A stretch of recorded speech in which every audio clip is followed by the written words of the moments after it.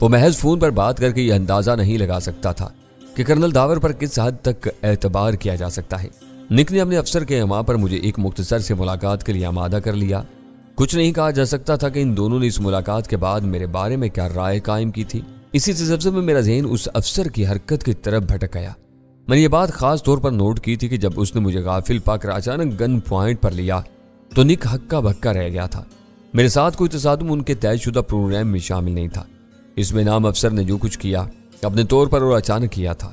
امریکی خفیہ ادارے بہت طاقتور تھے، انہیں جدید ترین ایجادات اور سہولتوں تک رسائی حاصل تھی۔ وہ الیکٹرانک آلات پر بہت کثرت سے انحصار کرتے تھے۔ ماضی میں مجھے تجربہ ہو چکا تھا کہ وہ اپنے حریف کا کھوج لگانے کے لیے چپس اور سینسر وغیرہ بھی استعمال کرتے تھے۔ چپس کا خیال ذہن میں آتے ہی میں مضطرب ہو گیا۔ نک کے افسر نے وہ بھونڈی حرکت مجھے ڈرانے یا دھمکانے کے لیے نہیں کی تھی۔ وہ یقینی طور پر کسی بھی بہانے سے میرے قریب آنا چاہتا تھا۔ میں نے اپنے دائیں ہاتھ سے اسٹیئرنگ سنبھالا اور بائیں ہاتھ سے بے اختیار اپنی جیبیں ٹٹولنی شروع کر دی۔ پتلون کی بائیں جیب میں میری انگلیوں نے کسی ننھی سی اجنبی چیز کا لمس محسوس کیا تو میں سناٹے میں آ گیا۔ اگلے ہی لمحے میں بغیر سوراخ والے چھوٹے بٹن سے مشابہ ایک پچکا ہوا بے ڈول چپ میرے سامنے تھا۔ مجھے معلوم تھا کہ بظاہر بے ضرر نظر آنے والا وہ چھوٹا سا خاموش الیکٹرانک چپ میرے لیے قیامت ثابت ہو سکتا تھا۔ میں نے ڈرائیونگ کرتے ہوئے اس بے آواز چپ کا جائزہ لیا۔ پلاسٹک نما کسی سخت مادے سے بنا ہوا وہ خاکی چپ 20ویں صدی کی انقلابی ایجادات کا ایک ننھا سا مظہر تھا۔ نک کے ساتھی کو مجھے کوئی ٹریلر دکھانا تھا نہ دھمکانا تھا۔ اسے میرے قریب آنے کے لیے ایک بہانے کی تلاش تھی تاکہ وہ میرے بدن سے لگ کر میری بے خبری میں وہ چپ میری جیب میں ڈال سکے۔ میری چٹکی میں دبا ہوا چپ خاموشی سے اپنے سگنل پیدا کر رہا تھا جو کہیں نہ کہیں وصول کیے جا رہے ہوں گے۔ وہ ایک اہم اور خطرناک انکشاف تھا، لیکن میں ذہنی طور پر خود کو یکایک پرسکون محسوس کر رہا تھا۔ نک اور اس کے ساتھی سے ملاقات کے بارے میں میرے ذہن میں جو الجھن پروان چڑھ رہی تھی چپ ہاتھ آ جانے کے بعد دور ہو چکی تھی۔ میرا دل چاہا کہ میں اپنے دشمنوں کی طرف سے آئے ہوئے اس ننھے سے تحفے کو اپنی گاڑی کی کھلی ہوئی کھڑکی سے باہر پھینک دوں تاکہ وہ بھاری گاڑیوں کے ٹائروں تلے کچل کر نیست و نابود ہو جائے اور اس کے اشاروں پر سلسلہ موقوف ہونے پر میرے دشمن اپنے سر پیٹتے رہ جائیں۔ مگر میں نے وہ ارادہ ملتوی کر دیا۔ اسے دبا کرنے سے پہلے یہ معلوم کرنا ضروری تھا کہ وہ میری جیب میں کس مقصد سے ڈالا گیا تھا اور اس کے ذریعے ان لوگوں کو کیا کچھ معلوم ہو رہا تھا۔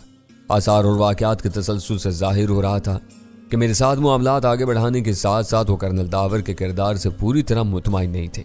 اس کے بارے میں اپنی خفیہ چھان بین کا سلسلہ جاری رکھے ہوئے تھے۔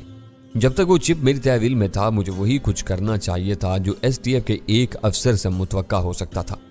اپنی اصلیت کو عارضی طور پر فراموش کر کے کرنل داور بنے رہنے کے لیے پہلی یہ بات ضروری تھی کہ میں اپنے گھر کو بھول کر سیدھا اسٹیشن 4 کا رخ کروں۔ اگر اس چپ سے انہیں میری بدلتی ہوئی پوزیشن کے بارے میں اشارے مل رہے تھے تو انہیں یہ جان کر مطمئن ہو جانا چاہیے تھا کہ میں ان سے ملنے کے بعد ایس ٹی ایف کے مقامی مرکز کی طرف گیا تھا۔ اس بارے میں کسی کو کچھ بتانے کی ضرورت نہیں تھی۔ میرے ساتھی اول خان کی گاڑی میں میرے پیچھے آ رہے تھے۔ میری گاڑی جدھر جاتی وہ میرے پیچھے پیچھے وہیں پہنچ جاتے۔ میں نے وہ چپ دوبارہ اپنی اسی جیب میں رکھ لیا۔ میں شہر کی مصروف سڑکوں پر تیزی سے گاڑی چلاتا ہوا گلشن اقبال کی طرف رواں تھا۔ یونیورسٹی روڈ پر آنے کے بعد جب میں حسن اسکوائر کے چوراہے سے اپنے گھر کی طرف مڑنے کے بجائے سیدھا نکلتا چلا گیا تو ویرا سے صبر نہیں ہو سکا۔ چند سالیوں بعد ہی موبائل فون پر اس کی کال آ گئی۔ گھر کے بجائے تم سیدھے کہاں دوڑے جا رہے ہو؟ رابطہ ہوتے ہی اس نے متجسس لہجہ میں سوال کیا۔ اسٹیشن 4 جانے کا ارادہ ہے، وہاں گئے ہوئے کافی دن ہو گئے ہیں۔ میں نے اسے گول مول سے جواب دیا۔ میں اپنی زبان پر چپ کا ذکر نہیں لانا چاہتا تھا۔ شاید تم ڈر گئے ہو کہ ان کا کوئی آدمی تمہارا پیچھا نہ کر رہا ہو۔ اس نے مجھے اشتعال دلانے کے لیے کہا، تم یقین کرو کہ تمہارے پیچھے ہمارے سوا کوئی نہیں ہے۔ احمقانہ باتیں مت کیا کرو، تمہیں معلوم ہے کہ میں ایسی باتوں سے ڈرنے والوں میں سے نہیں ہوں۔ پھر تم نے کسی سے مشورہ لیے بغیر اپنا راستہ کیوں بدل لیا؟ راستہ نہیں بدلا، میرا پہلے سے یہی پروگرام تھا، میں نے اسے چڑھاتے ہوئے کہا۔ لیکن تم نے کسی چیز کا ذکر نہیں کیا۔ راستے کی اچانک تبدیلی پر سب فکر مند ہیں۔ میں ہر بات ہر ایک کو بتانے کا پابند نہیں ہوں۔ جو لوگ فکر مند ہیں وہ گھر جا کر آرام کریں، میں تھوڑی دیر میں گھر لوٹ آؤں گا۔ تمہارا پہلے سے اسٹیشن 4 جانے کا ارادہ ہوتا تو تم کو شاہراہ فیصل پر سیدھا جانا چاہیے تھا۔ وہاں ملیر ہالٹ سے مڑ کر تم سیدھے اسٹیشن 4 پہنچ سکتے تھے۔ تم نے جو طویل راستہ لیا ہے اس سے ظاہر ہو رہا ہے کہ تم نے راستے میں اپنا ارادہ تبدیل کیا ہے۔ میں مانتا ہوں کہ تم بہت عاقل و فاضل ہو، تمہاری دلیل بالکل درست ہے۔ میں نے ابھی اسٹیشن 4 جانے کا ارادہ کیا ہے۔ موڈ ہو تو اسی طرف چلی آؤ ورنہ راستے میں اتر جاؤ، مجھے کوئی اعتراض نہیں ہوگا۔ کچھ دیر بعد میں خود بھی گھر لوٹ آؤں گا۔ ویرا کی فطرت میں تجسس کوٹ کوٹ کر بھرا ہوا تھا۔ مجھے معلوم تھا کہ وہ راستے میں نہیں اترے گی۔ اولین فرصت میں میرے پروگرام میں تبدیلی کا سبب جاننا چاہے گی اور اس کی وہ خواہش اسے اول خان کے ساتھ میری طرف آنے پر مجبور کر دے گی۔ شہری حدود میں اول خان نے احتیاط کو ملحوظ رکھتے ہوئے اپنی لینڈ روور میری گاڑی سے محفوظ فاصلے پر رکھی تھی۔ سفورا گھوڑ سے آگے بڑھتے ہی اس نے رفتار بڑھائی اور چھاونی کی پہلی چیک پوسٹ آنے سے پہلے مجھ سے آگے نکل گیا۔ اسٹیشن 4 کی لگی بدی زندگی اپنے معمول پر تھی۔ وسیع میدان پر دور تک اندھیرے کا راج تھا۔ اہم اور ضروری مقامات پر کہیں کہیں روشنیاں نظر آ رہی تھیں۔ بیرکوں کے پیچھے ایک مقام پر فضا میں کچھ سرخی رچی ہوئی نظر آ رہی تھی، جیسے اس طرف کہیں آگ لگی ہوئی ہو۔ دونوں گاڑیاں کم و بیش ایک ساتھ اول خان کے دفتر والی بیرک کے سامنے رکیں۔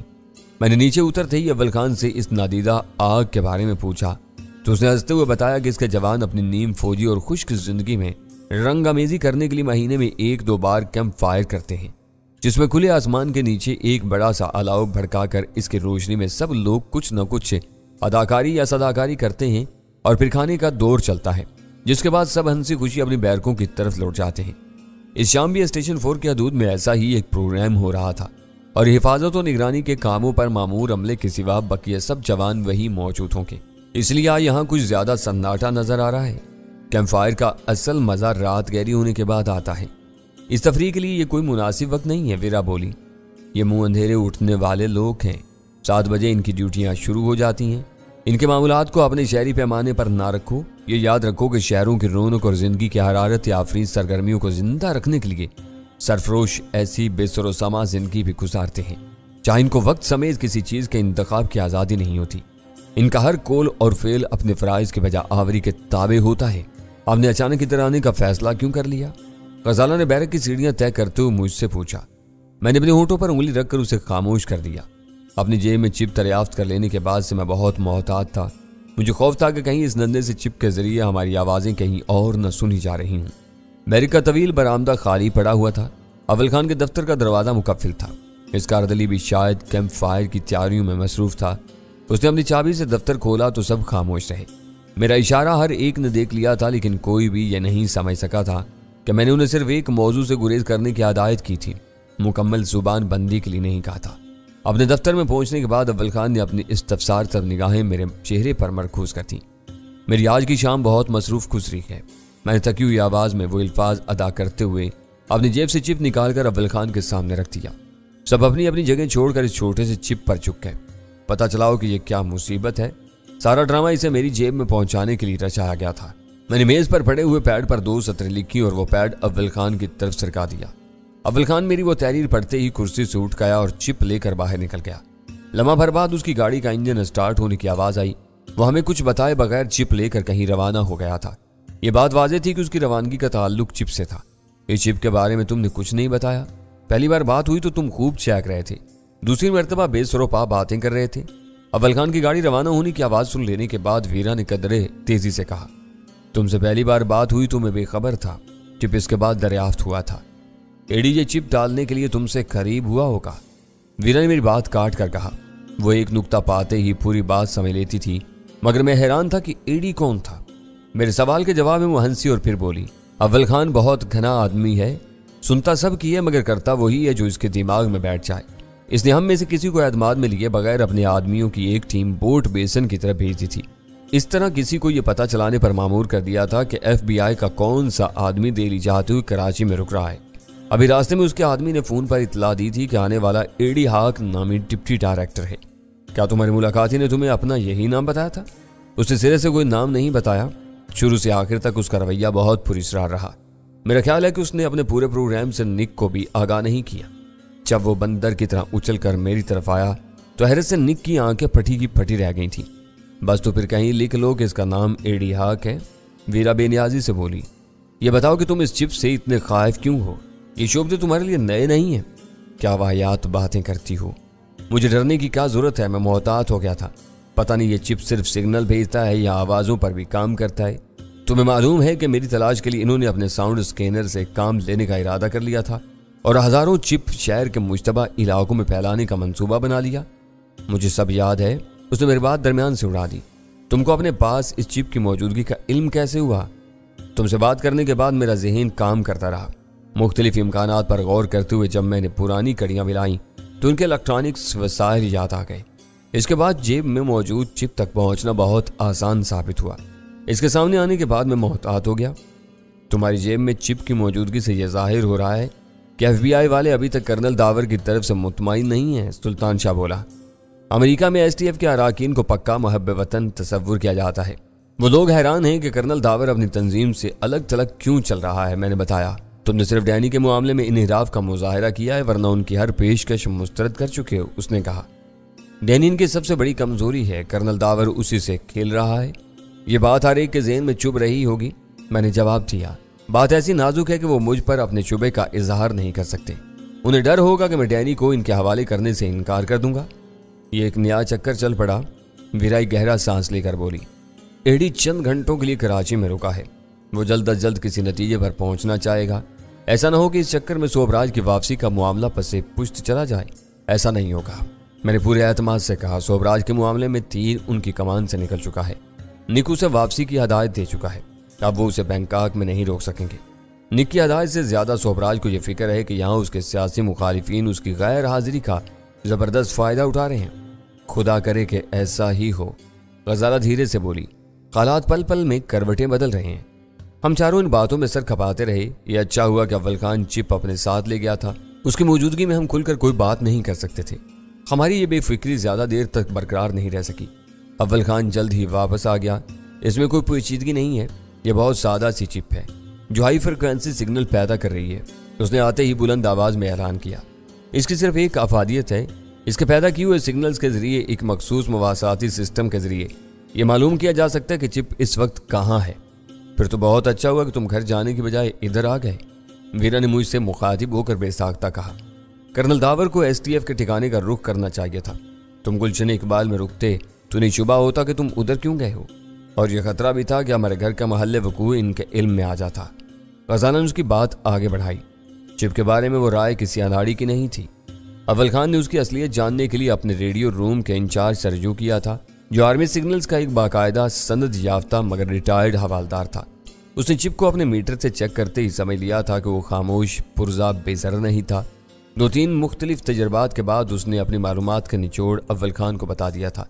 इसमें अहम तरीन बात यह थी कि चिप के जरिए वो लोग घर बैठे मेरी नकलो हरकत पर नजर रख सकते थे। इसे जलाकर या तोड़कर बर्बाद कर दिया जाए, एडी सर पीटता रह जाएगा। सुल्तान शाह ने तजवीज़ पेश की। इस चिप के इशारे बंद हुए तो वो मेरी तरफ से होशियार हो जाएंगे। मैंने सिगरेट सुलगा कर कहा, हमारी पूरी कोशिश होनी चाहिए कि चिप को कोई नुकसान न पहुंचे और तुम इसे अपनी जेब में लिए घूमते रहो। वीरा ने चुपते हुए लहजा में पूछा, बाज़-औक़ात तुम अकल को सिरे से खैरबाद कह देती हो। मुझे चिप लेकर घूमने की क्या जरूरत है? ये यहीं अव्वल खान के मेज के किसी दराज में पड़ा सिग्नल्स नशर करता रहेगा। इन्हें इसके एक जगह रहने से शुबा नहीं होगा। इसमें शुबे की कोई बात ही नहीं है। चिप मेरे बदन में पवस्त नहीं किया गया, मेरी पतलून की जेब में डाला गया है।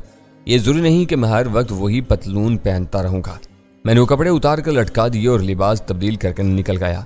जब तक पतलून खूंटी पर लटकी रहेगी, इनके आलात पर चिप की यकसा पोजीशन आती रहेगी। ये जरा सी बात निक और एडी को भी मालूम होनी चाहिए। फिर हमें चलना चाहिए। वीरा ने बहस करने की बजाय बात वहीं खत्म कर दी। ठहरो, मैंने गार्ड रूम से एक आदमी को बुलाया है, चाय पी कर चलेंगे। अव्वल खान बोला, नहीं अब चल ही दो। तुम यहाँ रुके रहे तो हर तरफ हलचल पैदा हो जाएगी और तुम्हारे आदमियों का कैंप फायर खराब होगा। हम इसमें खलल नहीं डालना चाहते। चिप का मसला हल हो जाने के बाद अब हमारा यहाँ रुकना बेसूद है। अव्वल खान का इसरार कामयाब नहीं हो सका। गार्ड रूम से आने वाला हाँफता कांपता हुआ पहुंचा तो दोनों गाड़ियां रवानगी के लिए तैयार थीं। इस बार मेरी गाड़ी भरी हुई थी। लैंड रोवर में अव्वल खान तनहा था क्योंकि उसे भी यकायक घर याद आ गया था। वो रास्ते में कहीं रुके बगैर अपने बाल बच्चों में पहुंचना चाह रहा था। हम अव्वल खान की गाड़ी के पीछे स्टेशन 4 से निकले तो कुछ देर की खामोशी के बाद वीरा ने सकूत तोड़ दिया। ये कैसे पता चलेगा कि चिप के एक जगह रख दिए जाने के बाद एडी के क्या तासरात हैं? मेरी राय है कि तुम्हें निक को फोन कर लेना चाहिए। हरगिज नहीं। गजाला ने सख्ती से वीरा की राय मुस्तरद कर दी। या बैल मुझे मार वाली बात होगी। इस वक्त इनके फोन करने का कोई जवाब नहीं है। जब चिप देर तक एक ही पोजीशन जाहिर करती रहेगी तो निक खुद परेशान होकर इनसे बात करेगा। इसके पास इनका मोबाइल फोन नंबर है। खूब। गाड़ी में वीरा की मुसरत अमेज आवाज गूंजी, आज दिल खोल कर डैनी की हमायत कर रही हो। खजाला ने वीरा के इस तबसरे का कोई जवाब नहीं दिया और खामोशी से सफर जारी रहा। वापसी पर रास्ता साफ था, ट्रैफिक कम और साफ सुथरा था। हम सरासी देर में घर पहुंच गए। वहां दीन मोहम्मद और अबरार अपनी ड्यूटी पर पूरी तरह मुस्तैद थे। इनके आ जाने से हम चारों को घर की तरफ से बिल्कुल बेफिक्री हो गई थी। हमसे एक गलती हो गई। वीरा ने ड्राइंग रूम में जूते मोजे उतारने के बाद संजीदगी से कहा, छावनी का खासा बड़ा इलाका एसटीएफ वालों के तसर्रुफ में है। चिप को अव्वल खान की मेज की तराज में रखने की बजाय मैदान में कहीं डाल देना चाहिए था। तुम्हें बैठे बिठाए ये ख्याल क्यों आ गया? मैंने चौंक कर पूछा। इस किस्म के हालात दोहरी अफादियत रखते हैं। वीरा की संजीदगी बरकरार रही। चिप से एक तरफ पोजीशन जाहिर होती रहेगी, दूसरी तरफ किसी हमले का खतरा भी है। चिप के सिग्नल के सहारे कोई रॉकेट भी फायर किया जा सकता है, जो हर चीज को नजरअंदाज करता हुआ सीधा चिप से टकरा कर पटेगा। हर रॉकेट चिप का रुख नहीं कर सकता। गजाला ने जवाब देकर मुझे हैरान कर दिया। चिप पर सिर्फ वही हथियार गिरेगा जिसमें चिप के सिग्नल से काम करने वाला गाइडेड सिस्टम नस्ब होगा। यह आसान काम नहीं है, और ना ईडी अपने सामान में ऐसा कोई मजाइल छुपा कर लाया होगा। बाजुका तुम बड़े बड़े खतरों को खातिर में नहीं लाती और कभी कभार बाईदस क्यास खतरों के बारे में सोच सोच कर हलकान होने लगती हो। कमाल है, तुमको ये बातें कहां से मालूम हो गई? वीरा गजाला के जवाब से मरऊब हो गई थी। पढ़े लिखे लोगों के लिए यह आम मुशाहिदे की बात है। इस किस्म के सारे लासिल के हालात रेडियाई लहरों के जरिए अपना काम सर अंजाम देते हैं। जिस तरह मीडियम वेव पर शॉर्ट वेव के रेडियो प्रोग्राम नहीं सुने जा सकते, इस तरह आम हथियार चिप के जरिए गाइडेड नहीं हो सकते। इसके लिए दोनों तरफ कारआमद सिस्टम का होना जरूरी है। वीरा के सामने पढ़े लिखे लोगों की बात न किया करो, बेचारी एहसास कमतरी में मुब्तला हो जाती है। सुल्तान शाह ने हमदर्दाना लहजा में कहा, होश की दवा करो, मैं तुमसे ज्यादा पढ़ी लिखी हूँ वीरा गोराई। तुम्हारी जुबान से हमेशा तजुर्बात का तज़किरा सुना है, तालीम की बात कभी सुनने में नहीं आई। सुल्तान शाह बेपरवाही से बोला, तुम रवां अंग्रेजी जरूर बोल लेती हो, वो भी सिर्फ इसलिए कि तुम अमरीकी हो, वरना तुम्हारी सारी तालीम और तरबियत बस वही है जो डट। खामोश। मैंने ऊंची आवाज में उसे डांटा और उसके बकिया अल्फाज उसके होंठों के दरमियान फंस कर रह गए। मुझे अंदाजा हो चुका था कि वो वीरा को डॉन मर्सियानो का ताना देने वाला था, जो वीरा के नाजायज बाप जिमी लाइट का एक रूप था। इस नाजुक मौका पर सुल्तान शाह अगर डॉन मर्सियानो का नाम ले देता तो मेरा अंदाजा था कि वीरा ऐसी बिपर थी कि उसे संभालना मुश्किल हो जाता। शायद वीरा को अंदाजा हो गया था कि सुल्तान शाह क्या कहने जा रहा था। उसके लिए जिमी लाइट या डॉन मर्सियानो का तज़किरा आम तौर पर दिल आजारी का सबब बनता था। उसने तीखी नजरों से मेरी तरफ देखा और मुस्कुरा कर वहां से चलती। शाम की कसर पूरी करने गई है। उसके चले जाने पर सुल्तान शाह बुड़बुड़ाया, रफ्ता रफ्ता ये आधी शराबी बनती जा रही है। पहले कभी कभार सरूर में आने के लिए पीती थी, अब इसे शाम को शराब न मिले तो गायब दिमागी बदमिजाजी और बेचैनी का शिकार होने लगती है। ये सब ठीक है, मगर मेरी एक बात अपनी गिरा से बांध लो, आइंदा कभी उसे डॉन मर्सियानो का ताना न देना। मैंने उसे घूरते हुए सख्त लहजे में कहा। बस वो नाम फिसल कर मेरी जुबान पर आते आते रह गया। मुझे भी अपनी गलती का एहसास हो गया था। अच्छा हुआ कि तुम दरमियान में बोल पड़े। उसने डटाई से हंसते हुए अपनी गलती तस्लीम कर ली। सुल्तान शाह के बयान के मुताबिक वीरा अपना कोटा पूरा कर लेने के बाद अपने कमरे से बरामद हुई तो बिल्कुल बदली हुई थी। उसने आते ही बड़ी तरंग में मुझसे पूछा, क्या हुआ, अभी तक तुम्हारे यार का फोन नहीं आया? आराम से एक तरफ बैठ जाओ, उसका फोन आया तो तुम्हें भी मालूम हो जाएगा। मैंने खुश्क लहजा में कहा। आराम से है कौन इस जहाने खराब में? उसने हंसकर एक मशहूर मिसरे की मिट्टी पलीद की और अपनी बात जारी रखी। तुम कहते हो तो बैठ जाती हूँ। डैनी ने ना कहा होता तो तुम खड़ी रहती। सुल्तान शाह उसकी टांग खींचने के चक्कर में था।